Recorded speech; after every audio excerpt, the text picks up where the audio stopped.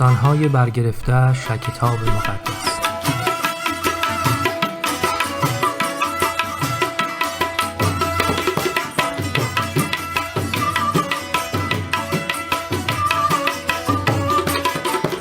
داستان بازگشت عیسی.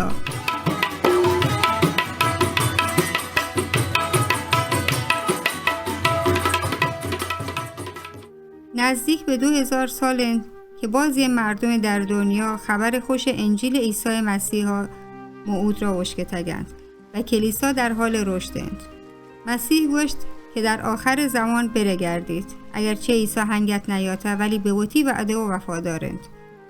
اما همچنان که منتظر بازگشت مسیح هستند، خدا شما و لوتید که زندگی پاک و خداپسندانه داشته بیند که آیه را جلال دند. همچنین شما و لوتید که درباره پادشاهی و آیی ملکوت گویدگران خبر دهند.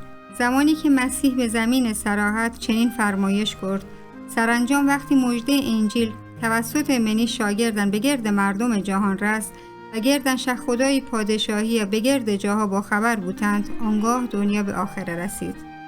بازین هنگت مسیح چیزی نزانند. قبل ششی که مسیح به آسمان صعود کند، به مسیحی هم فرمایش کرد تا خبر خوش انجیل را به گرد کسان که هنگت آیه را نوشکتگش اعلان کنند. عیسی فرمایش کرد برید و امتها را منی شاگرد کنید. محصول پدرو و کنگه باز فراوانه. عیسی مسیح شرح هم گوشت: شاگرد شوتی معلم بالاتر نیست. درست هماره که یه جهان ارباب شمن نفرت داشتش، شما را به منی خاطر شکنجه واکنند و کشند. در یه جهان تا عذاب کشید، ولی دلگرم بید، چون من شیطان یعنی کسی که بری جهان حکم کند شکست دادگون و تا به آخر امین ماند. آنگاه خدا شما را نجات داد. عیسی پوتی شاگردان داستانی را تعریف کرد در مورد آخرین روی چه دنیا و توضیح داد. فرمایش کرد مردین زاگی به جوانین مزرعه تا جوانین تو ما پاشید. زمانی که وابته دشمن کت و لا بلای گله وانی تو امان علف هرز تو ما پاشید و سپس به وطی راه رود.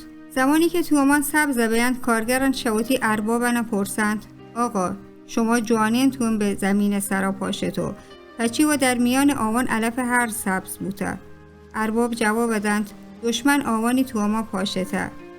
کارگران در جواب به وطی اربابشند: علف انب چنن؟ ارباب جواب دند: نه، اگر یک کار انجام دهید بعضی شگله و نگراوان بیرون کشید تا دروی وقتا صبر کنید تا علفنا جمع آوری کنن و گوهم سوی چنن، اما گله و به انبار تها بیارید. شاگردان متوجه یه داستان معنا نبودند و شمسی لوتدش تا یه داستان فراوان شردند.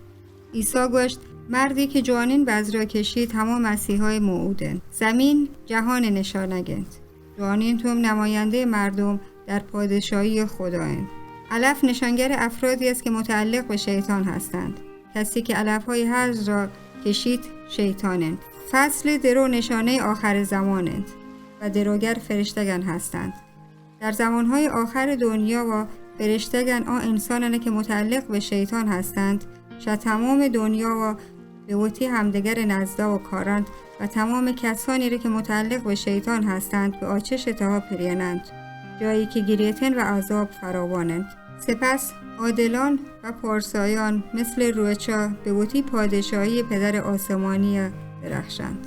زمانی که مسیح به آسمان برگشت گوشت که به زمین سرا برگردید. درست هماره که به صورت فیزیکی در میان ابرها به آسمان شد.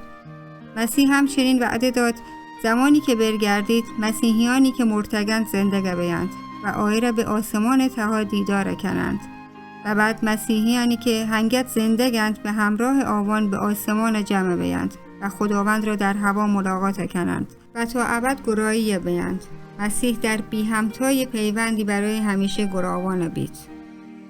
عیسی وعده داد که به هر کسی که برای ایمان دارید تاجی ودند. آوان همیشه گو خدا زندگی و حکمرانی کنند. اما کسانی که به مسیح ایمانش نیاورده توسط خدا داوری و محکوم بیند و تا به ابد در جهنم بیند. جهنم آتش تها گریوند و فشار دندان و اضطراب بوریشان بید. آوان گو آتشی که هرگز خاموش نبید و کرمهایی که هرگز نمیرند بیند. هنگامی که عیسی برگردید، شیطان و آیی سلطنت کاملا نابود کند و شیطان را به جهنم پرینید که همیشه و سوچید و کسانی را که انتخاب کرتند که شیطان را به جای خدا پیروی و اطاعت کنند به آتش تها پرینند. به سبب نافرمانی آدم و حوا و وارد کردن گناه بر جهان تها، خدا جهان لعنت کرد و تصمیم گرفت که جهان را نابود کند. اما چون که رویش بعد پشیمان بود، چون رویش بعد خدا آسمان و نوکین زمینی خلق کند، جهان دوباره کامل بید. عیسی و آیی کوم در نوکین زمین سرا تا به ابد سلطنت کنند و همواره هر موجود پادشاه بید. هر ارسی را ایماندارانی چمان پاک کند. دیگه شمرکا، غما و گریه و شدرد و رنجا خبری نخواهد بید. عیسی گویی پادشاهی گسل و عدالت رهبری کند و تا به ابد گویی پیرو نبید.